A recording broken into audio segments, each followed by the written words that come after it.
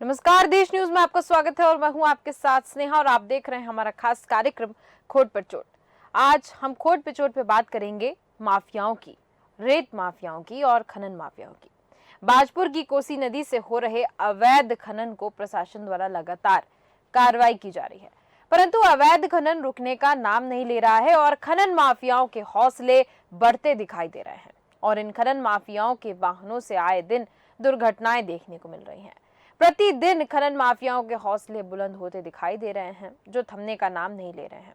वहीं राज्य सरकार की बात करें तो मुख्यमंत्री पुष्कर सिंह धामी ने इस पर रोक लगाने के लिए उच्च अधिकारियों को सख्त निर्देश दिए हैं। इसके बावजूद भी खनन माफिया खनन करने से नहीं रोक रहे हैं और जो स्थानीय निवासी हैं वह भी खनन माफियाओं के डर से बोलने से हिचकते हुए नजर आ रहे हैं। कहीं ना कहीं देखा जाए तो प्रशासन की और शासन की दोनों की जो लापरवाही है वो सामने देखने को मिल रही है। अब आला अधिकारियों से बात करनी चाहिए तो आला अधिकारी भी फोन उठाते हुए नहीं नजर आ रहे हैं और नजरअंदाज कर रहे हैं। इसी से साफ जाहिर होता है कि कहीं ना कहीं आला अधिकारी भी इस मिली भगत में शामिल नजर आ रहे हैं और आसपास के गांव को भी खतरा बना हुआ है। कोसी नदी की यही पुकार है और जो आसपास के लोग हैं उनकी यही पुकार है कि खनन माफिया पर प्रहार हो। तो चलिए पहले सुनते हैं कि स्थानीय लोगों ने क्या कुछ कहा है। क्या कहने हैं, इसका पानी की दिक्कत आ रही है। इसमें जितना खनन कोसी से उठ रहा है उतना ही पानी वाटर लेवल नीचे जा रहा है और क्या बोले नल भी सूख रही है हमारी है। जो वाटर लेवल ऊपर था वो वाटर लेवल सहरा नीचे जा रहा है। और जैसे ओवरलोड वाहन चलते थे तो कहते हैं ओवरलोड में तो दिक्कत ही है क्योंकि हमें भी साइड ही नहीं मिलती है उसमें, क्योंकि हम भी हमारे दूर वैसा काम है बेकार कर लगे हैं। क्योंकि रात में चलता वाहन हमें कोई दिक्कत होती है मरीज को तो वाहन वैसे चलता है तो उसमें दिक्कत होती है। उसमें अब वो चलते हैं बड़े बड़े वाहन। अच्छा, बच्चों की तो उनमें क्या दिक्कत है? स्कूल के बच्चों की क्या तो उनको पार पड़ रहा है, क्या करें। रास्ते छोटे ही हैं तो उसमें तो वो लेके चल रहे हैं। तो वही हम यहाँ पे बात कर रहे हैं उत्तराखंड के। यहाँ पर खनन माफियाओं को देखें तो लगातार ऐसी खबर उत्तराखंड से सामने आती रहती है। खनन माफियाओं से जुड़ी होती हैं, लगातार खनन हो रहा है, शासन प्रशासन द्वारा लापरवाही बरती जा रही है, ध्यान नहीं दिया जा रहा है और नजरअंदाज किया जा रहा है। और इसी पर हमारे साथ चर्चा के लिए जुड़ चुके हैं हमारे स्टेट हेड उत्तराखंड से भूपेंद्र सिंह पन्नू। भूपेंद्र जी, ये जो भी मामला सामने आ रहा है, लगातार ऐसी कई खबरें सामने आई हैं खनन माफियाओं को लेकर उत्तराखंड में। अगर हम देखें एज अ स्टेट तो बहुत सारी ऐसी खबरें सामने आई हैं। अभी जो ताज़ा मामला आया है उसमें लगातार खनन हो रहा है और मैं आपसे पहले पूरा मामला जानना चाहती हूँ किस कहाँ तक कंप्लेन की गई है और क्या प्रतिक्रियाएं आई हैं अधिकारियों की तरफ से।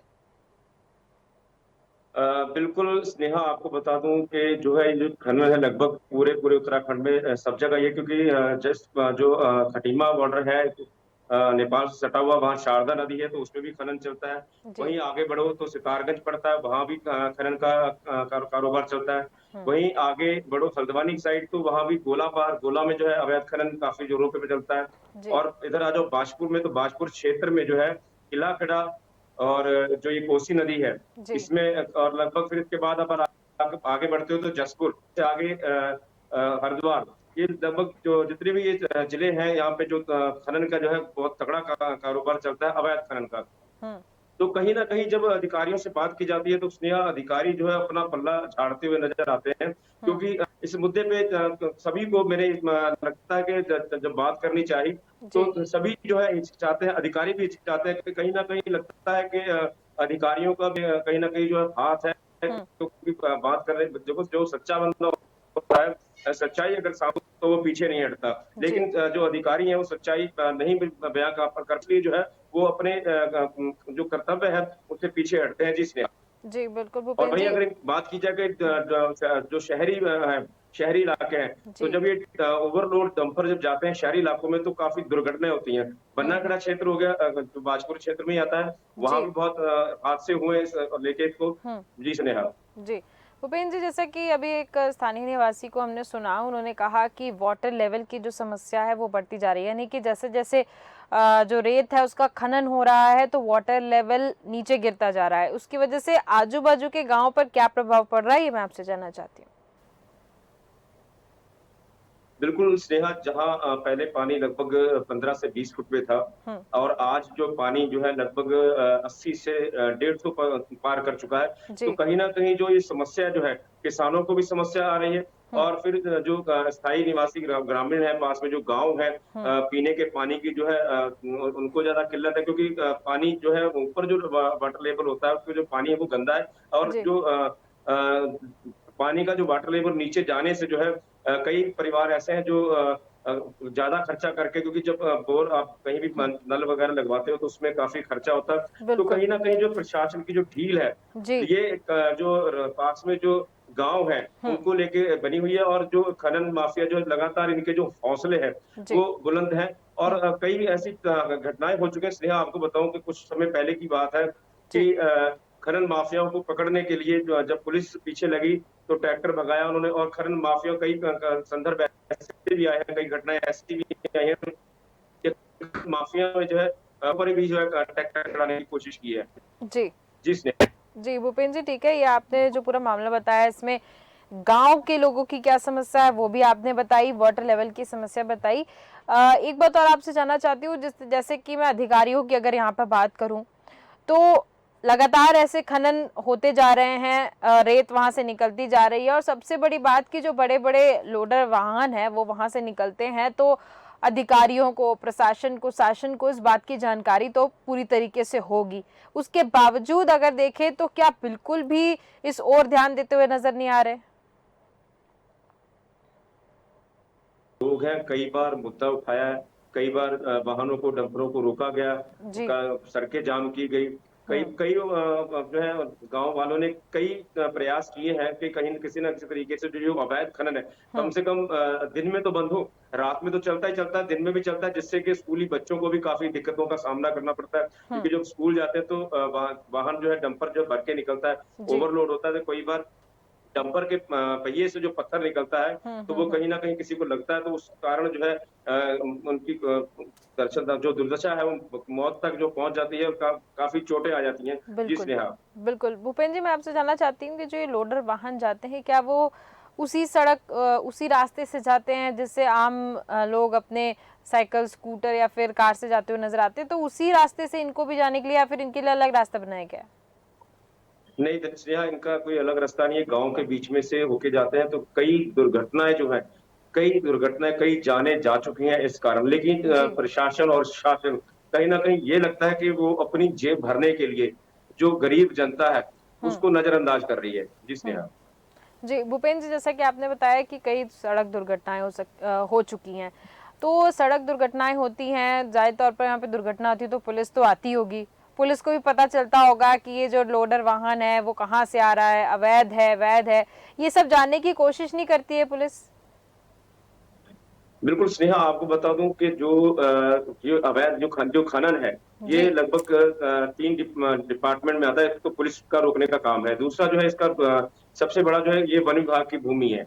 वन हम्म। विभाग जो है यहाँ पे वन विभाग की कहीं न कहीं जो है अपनी ज़िम्मेदारी से भागता हुआ नज़र आ रहा है और हम्म। वहीं जो है राजस्व विभाग से जुड़ा हुआ ये जी। खनन है।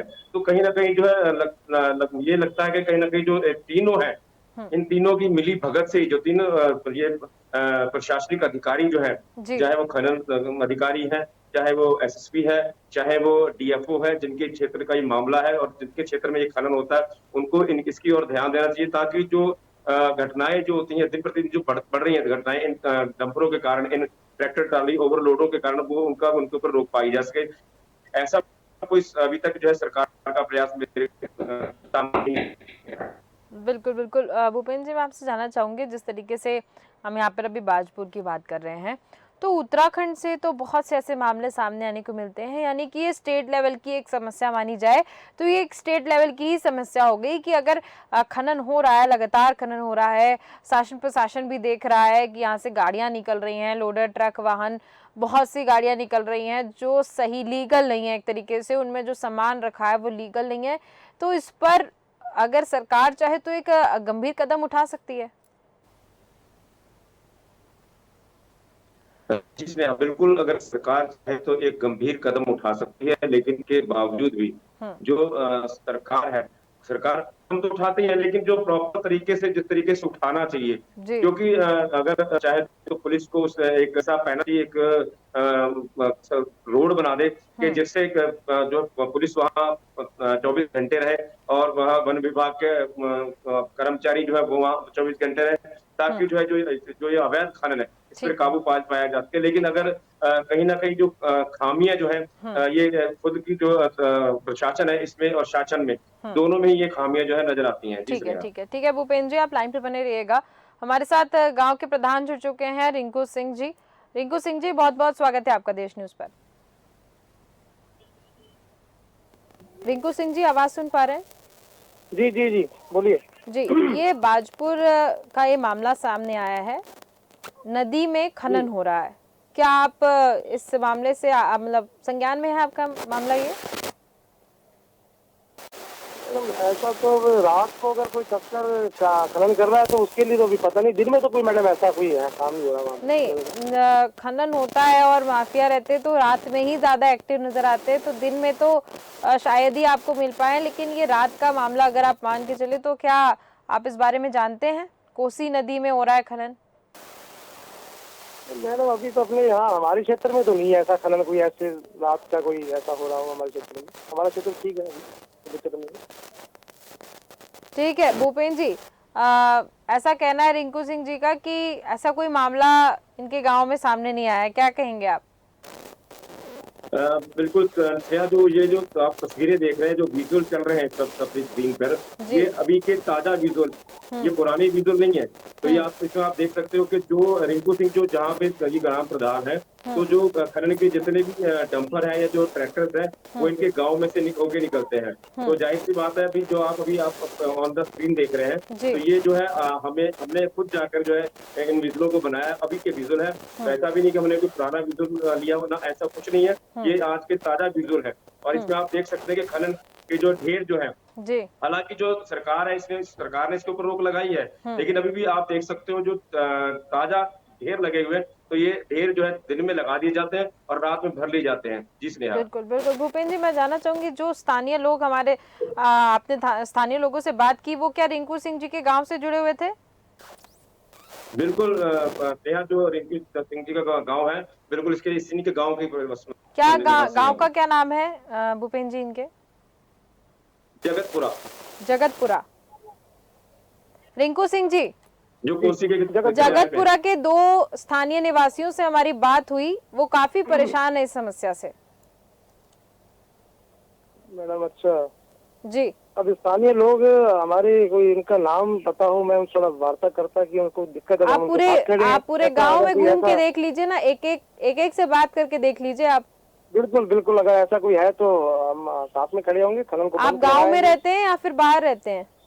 नहीं मैडम, गांव में रहते हैं। हमारा किसान ही है, किसान है हम, अपने खेतों में और अपना यही गांव में हमारा रहना है।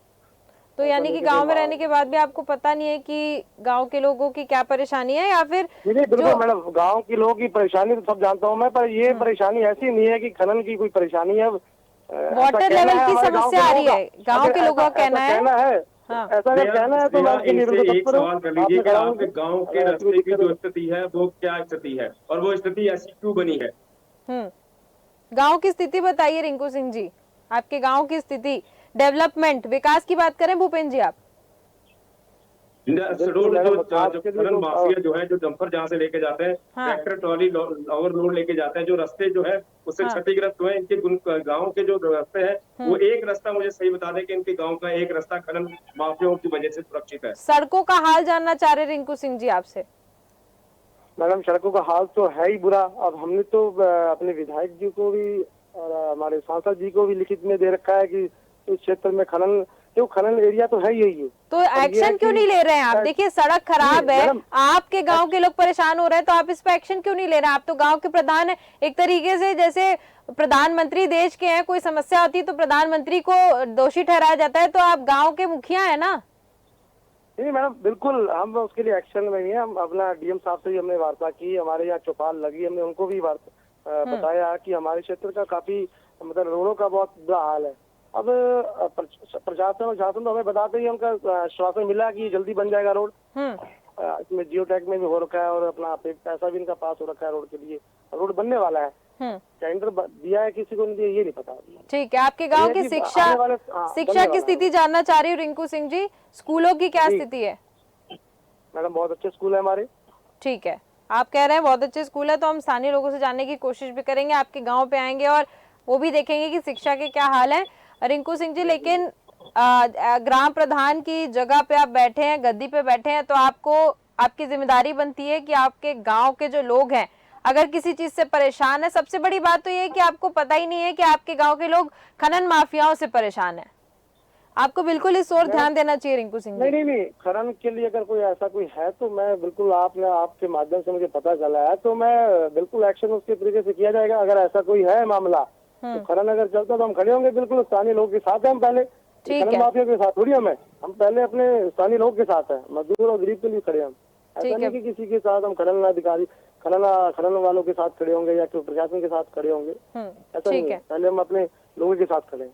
ठीक है रिंकू सिंह जी, आपने कहा कि हम इस पर एक्शन लेंगे, तो हमें उम्मीद है कि आप इस पर एक्शन लेंगे और जो गांव के लोगों से समस्या जानिए और उसका निराकरण करिए। रिंकू सिंह जी, बहुत बहुत धन्यवाद हमारे साथ जुड़ने के लिए और तमाम जानकारियां देने के लिए। तो भूपेंद्र जी, मैं आपके पास वापस आना चाहूंगी। भूपेंद्र जी, जिस तरीके से रिंकू सिंह जी ने कहा कि वो एक्शन लेंगे, साथ ही साथ उनका कहना है कि वो इस बात से बिल्कुल भी उनको अंदाजा नहीं है कि उनके गांव के पास खनन माफियाओं का खौफ है, क्या कहेंगे?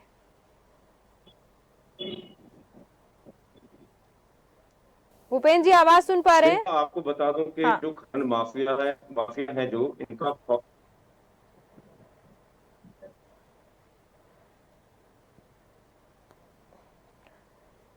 भूपेंद्र जी, आपकी आवाज नहीं पहुंच पा रही है।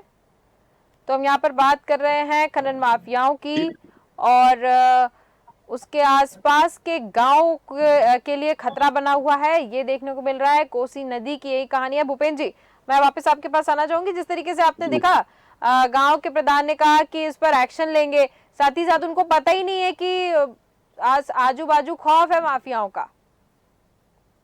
बिल्कुल स्नेहा, आपको बता दूं कि जो ग्राम प्रधान है ये भी कहीं ना कहीं जो है इनको भी ये खतरा है कि मैं अगर खनन माफियाओं के खिलाफ बोलूंगा तो कहीं ना कहीं मेरे पे भी एक्शन आएगा। तो जाहिर सी बात है स्नेहा, आप इसी से अंदाजा लगा सकते हैं कि ग्राम प्रधान जो है वो भी खुल के बात नहीं कर पा रहा, क्योंकि वहां के जो खनन माफिया है वो इतने हैवी हो चुके हैं कि उनको शासन प्रशासन का किसी का खौफ नहीं है।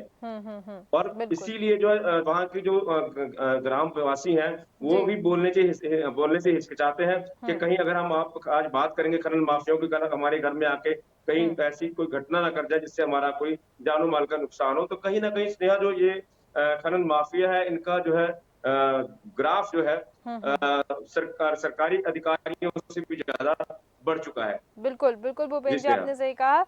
हमने उप जिलाधिकारी राकेश चंद्र तिवारी से भी मिलने की बात करने की, अभी फोन लाने की कोशिश की, उनसे जानकारी ले, लेकिन उनका कहना है कि वो मीटिंग में है। देखिए, यहाँ पर अधिकारियों की मिली भगत साफ तौर पे नजर आ रही है। जितने भी अधिकारी इससे रिलेटेड हैं उनको हम फोन कर रहे हैं, चाहे वो खनन अधिकारी हो चाहे वो उप जिला अधिकारी हो, सबके सब मिले हुए हैं। एक टाइम पे फोन लगाने की सबकी एक साथ मीटिंग हो रही है, यानी कि साफ बात सामने नजर आ रही है कि ये लोग पल्ला झाड़ते नजर आ रहे हैं और कहीं ना कहीं मिले हुए हैं। खनन होता होगा, कुछ जो प्रॉफिट होता होगा आधा ये अधिकारी रख लेते होंगे। बिल्कुल स्नेहा, आपको बता दूं कि प्रॉफिट की बात करें तो इनके जो जहां ये खनन माफिया जहां जो खनन सामग्री है जब वहां डालते हैं, ये रेता और बजरी जहां डालते हैं, तो इनका सबसे पहले जो संबंध हो जाता है वो सालों से रहता है। तो जो उनका एक हफ्ता या महीना वो बंद जाता है, जिसके कारण जो अधिकारी हैं इनके जो मुंह है वो बिल्कुल बंद हो जाते हैं। जी स्नेहा, बिल्कुल बिल्कुल आपने सही कहा। यहाँ पर ये देखने को मिला कि अधिकारी मिली भगत में हैं, साथ ही साथ ग्राम प्रधान बिल्कुल ध्यान नहीं दे रहे हैं। यानी कि कुल मिला के देखें तो हम अगर बात करें वाटर लेवल की या गांव की समस्या जो खनन माफियाओं की वजह से हो रही है, गांव के लोगों को समस्या, तो इसमें गांव के प्रधान ही जब एक्टिव नहीं है, गांव के प्रधान ही ढीले पड़े हुए हैं, तो फिर समस्या तो जाहिर तौर पर सामने आएगी ही। बहुत बहुत धन्यवाद भूपेंद्र जी जुड़ने के लिए और इस पर जानकारी देने के लिए। तो हम यहाँ पर बाजपुर की कोसी नदी की बात कर रहे थे, जहां पर अवैध खनन होता नजर आ रहा है, लगातार हो रहा है, कोई कार्रवाई नहीं हो रही है, लेकिन अवैध खनन के साथ साथ जो खनन माफिया हैं उनका भी खौफ नजर आ रहा है।